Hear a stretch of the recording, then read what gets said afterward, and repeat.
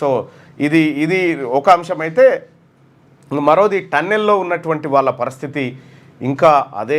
ఇంకా ఇప్పటి వరకు వాళ్ళ ఆచూకీ లేదు. ఒక డెడ్ బాడీ మాత్రమే వెళ్ళింది. నెల దాటిపోయింది. ఇప్పటి వరకు టన్నెల్లో ఉన్నటువంటి వాళ్ళని ఇంకా రెస్క్యూ చేయలేకపోయింది రాష్ట్ర ప్రభుత్వం.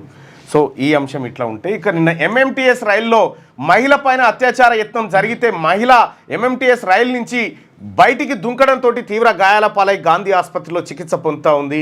సో ఎంఎంటీఎస్ రైల్లో జరిగినటువంటి ఈ దుర్ఘటన మొత్తం దేశాన్ని ఆకర్షించింది ఈ వార్త.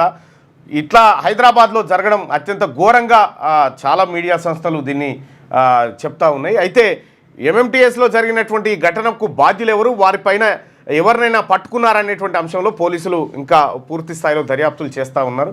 సో ఏదేమైనప్పటికీ కూడా పట్టపగటిలే హైదరాబాద్లో జరిగినటువంటి ఘటన చాలా దుర్మార్గమైంది. దీన్ని ఖండించాల్సినటువంటి అవసరం ఉంది.